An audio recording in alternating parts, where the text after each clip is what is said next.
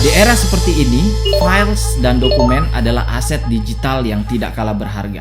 Bayangkan berapa banyak waktu, uang, tenaga yang dikeluarkan untuk sebuah file saja. Bukan hanya secara materi, tetapi juga secara histori. Seperti foto-foto dari masa ke masa yang momennya tidak akan bisa terulang kembali. Kalau kita tidak menyimpan dan mengkoleksinya dengan baik, saya yakin akan ada banyak data-data yang tercecer bahkan hilang.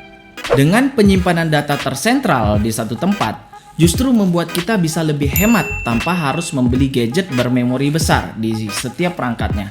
Contoh, saya pribadi punya MacBook Pro, iMac, laptop Asus, iPhone, Samsung smartphone, iPad, dan semuanya bermemori kecil atau standar. Jadi dengan OneDrive ini sebetulnya membuat saya lebih hemat karena tidak harus membeli HP atau gadget yang memorinya besar. Bukan hanya sekedar hemat, tetapi juga pasti jadi lebih produktif. Nah, langsung saja mari kita lihat bagaimana memanfaatkan OneDrive untuk kebutuhan dan produktivitas sehari-hari. Tidak ada alasan kita hanya bisa bekerja ketika di komputer ini saja. Ketika di komputer ini saya bisa kerja sesuai dengan pekerjaan yang saya mau kerjakan. Ketika saya di bawah, di taman, di ruang tengah, di ruang tamu, di ruang santai, saya bisa bekerja juga menggunakan iPad saya atau laptop. Ketika saya berada di kamar atau saya lagi santai atau di mana di luar, maka saya tetap bisa mengaksesnya dengan menggunakan handphone. Sesimpel itu ya teman-teman. Ketika kita menggunakan cloud storage, maka semua pekerjaan kita bisa kita akses dan pastinya kita bisa kerjakan dari mana saja.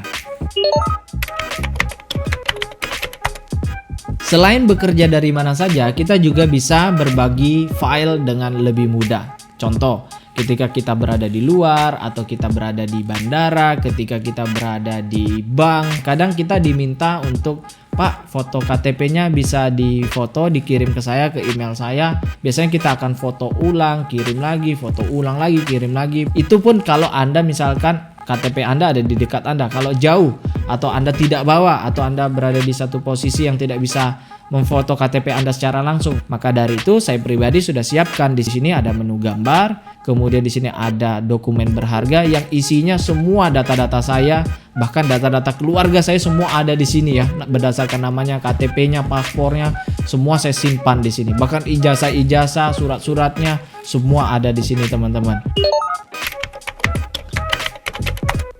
Selain gambar-gambar dari dokumen berharga, tentunya juga kita bisa menyimpan bahkan membackup semua foto-foto yang ada di handphone yang kita lakukan. Kita foto di detik yang sama, dia langsung akan upload di OneDrive kita, sehingga ketika handphone kita rusak atau hilang, tenang saja karena data itu kadang lebih penting daripada handphone itu sendiri. Datanya sudah terselamatkan di OneDrive kita. Di sini ada gambar-gambar yang saya buat berdasarkan kota-kota yang saya pernah kunjungi, bahkan event-event yang sudah saya ikuti dan sebagainya, bahkan foto-foto keluarga ada di sini. Jadi di dalam folder ada lagi folder yang foldernya ini lebih banyak lagi isinya. Kalau kita bisa lihat di sini bahkan ada yang 8 GB, ada yang 10 GB, ada yang 59 GB foto keluarga. Pastinya isi dari foto ini bukan hanya ribuan, bukan puluhan ribuan.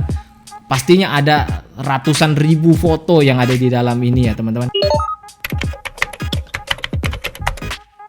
Pernah nggak sih teman-teman beli ebook atau video ataupun software yang biayanya tidak murah? Pasti pernah ya, minimal buku digital untuk pembelajaran atau apapun. Pertanyaannya, kemana sebagian besar dari buku-buku atau video-video yang Anda beli itu? Mungkin hilang, belum sempat download, webnya sudah lupa, webnya sudah mati, atau dan sebagainya ya. Itu jangan sampai terjadi ya teman-teman, karena kita membutuhkan biaya yang tidak sedikit. Salah satunya saya membeli banyak video teman-teman. Salah satunya video ini Fibonacci. Anda tahu biayanya berapa untuk membeli ini? Jutaan rupiah untuk satu video, belum lagi yang lain yang ada CD-nya, wah banyak banget. Belum lagi yang kita beli di website yang tidak sudah DVD lagi. Selain itu, lebih mudah pada saat kita menonton ketika kita sudah menyimpannya di cloud storage. Sekaligus mengamankannya, karena ketika di sini bisa saja rusak ya teman-teman.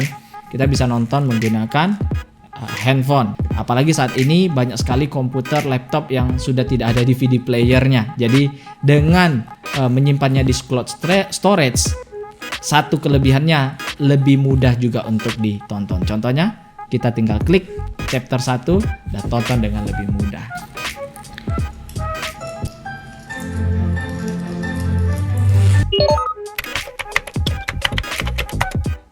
Selain untuk dokumen penting, untuk menyimpan gambar-gambar, untuk pembelajaran dinonton dengan lebih mudah, bahkan mungkin Anda suka nonton, Anda bisa nonton dari mana saja. Tentunya juga kita bisa menyimpan dokumen penting, manajemen file, data-data penting termasuk pekerjaan. Kalau kita buka di sini ada tentang folder tentang bisnis saya semua, apa-apa yang saya lakukan, bisnis prosesnya, kemudian foto-foto kantornya, apa-apa yang harus saya kerjakan. Semua di sini saya bisa kerjakan dari mana saja.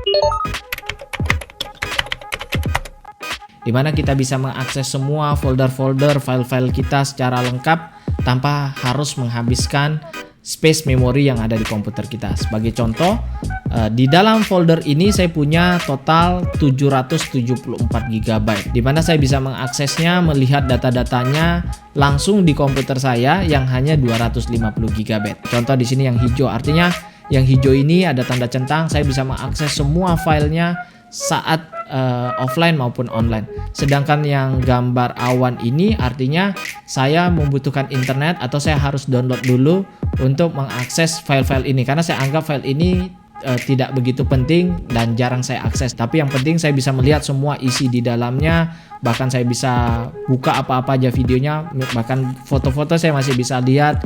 Walaupun mungkin pecah gambarnya pada saat kita mau buka gambar yang lebih besar, maka kita harus download. Nah, cara mendownloadnya gampang sebetulnya, tinggal klik kanan. Contoh di sini kita lihat ada always keep on this device, Nah, kita bisa mendownloadnya, maka dia akan selalu menyediakan di komputer kita. Sebaliknya, kalau misalkan kita mau semuanya hanya di awan ya, maka kita pilih di sini free up space, sehingga tetap kita bisa lihat. Tapi kalau kita mau lihat yang high resolutionnya, maka kita mesti download per gambarnya, jadi tidak semua masuk di komputer kita. Kita bisa mengakses, melihat data kita, dan hanya mendownload yang dibutuhkan. Nah, sebagai perbandingan, saya juga sempat menggunakan Dropbox selama 3 atau 4 tahun. Dan menurut saya keduanya ini sangat baik. Walaupun Dropbox sendiri menawarkan harga yang lebih mahal.